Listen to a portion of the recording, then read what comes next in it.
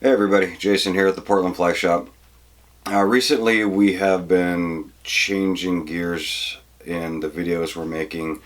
We'll still do fly tying videos of course, but I want to do something a little bit more in-depth as far as the whys of why certain flies work, certain flies don't, or I guess better or worse, and what our materials are actually doing for us in the water.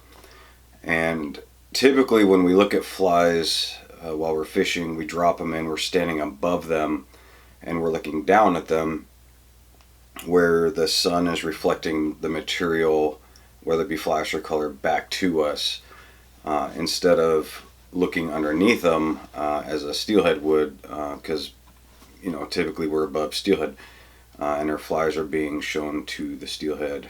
They're looking up at our flies. So I wanted to try to simulate that as best as we could with backlight and seeing what the flies actually in flash actually looked like in, from a steelhead's perspective. I know I don't see like fish, but it's about as close as we can do. And so I created this jig to where we have these clips on the top, and then there's a 2-foot section below it at an angle mounted to a GoPro. And so we can actually look up. We're 2 feet downstream at a 45, looking up at the material as if the fly was swinging above us. And it's pretty interesting, the results. We did one at 4 feet and one at about 7 feet. And the places I dropped them down today are actual steelhead runs that we catch fish on. They're runs that I've guided forever. They're standard, runs that you stop and fish. Just to try to make it a little bit more realistic as far as what we're seeing. The water today was about 7 feet of visibility. I had 6 feet of visibility, a long ways down. The first spot I could see case caddis on the rocks. Second spot I lost sight of the materials, about a foot before we hit bottom. So there's a few things to take away from this. The materials I used 2 plumes of marabou for all the marabou, and then I used whole hanks of flash. And I didn't realize how much that would be until coming back and looking at all the footage. With the GoPros, it's such a wide-angle lens, I wanted to make sure we could see it, and so I kind of overcompensated with material, thinking it would look further away than what it was. So next time I'll know better to maybe use a little bit less. But I did want to pick up the color and the flash and everything else and make sure we could see it, which you can very well. But the one thing to take away from this is really look at what sparseness does, especially at depth, to our flies. So we've all heard and known, we've always heard, especially with steelhead flies, less is more. You can put on too much material. And it really does, you can see it plain as day. It inhibits movement for one, and you'll see that the marabou just does not move. We've got 2 plumes of marabou, and most of the marabou just sits there like a log, doesn't move whatsoever. So keep that in mind when you're tying flies. And then also, what I think more so even than the movement is light penetrations. The sparser, and you can see it on the fringes of the marabou and the fringes of the flash when they kind of separate from the clumps and move around on their own.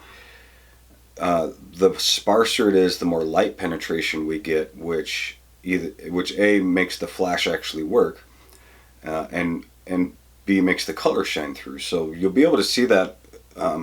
So pay attention to like the sides of the clumps of marabou, where you can actually see at depth the light penetration. The 4-foot section, you can see everything really well. It's that deeper water where, like I say, it was 6 feet deep. But when you're in the water, there's so much light reflection back towards you that, clarity, it's not nearly as clear as us looking down into it as it is when you're in the river looking out. You can definitely still see silhouettes, and you'll see the boat when it's at depth, when it's 7 feet down, you can still see the boat silhouette over your materials. So there's a lot of things to kind of pay attention to above just the actual colors, but if you look around and you look at other things, you can see why floating over the fish is bad. Even if it's 7 feet deep, that's a huge boat silhouette against a bright sky. And then today the sun was slightly behind us to the left hand side.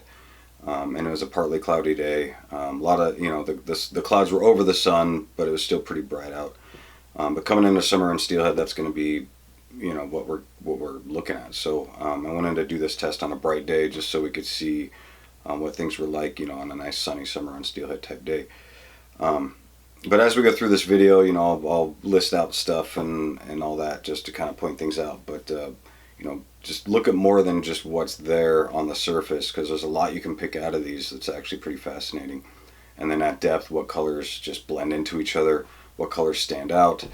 And then the flash, you'll see, you know, I'll list them out, but there's definite winners in the flash game for sure. And I'll type those out anyway. So thanks for watching, and we'll have more of these types of videos soon now that we got the jig. It was a pretty rough experiment today. It was my first time out with it. I was still kind of playing around with some of the balance and stuff, but as we experiment with this more, we should be able to have some really cool things to show you. You know, this summer we'll be out there a lot for sure, testing stuff out. So thanks for watching.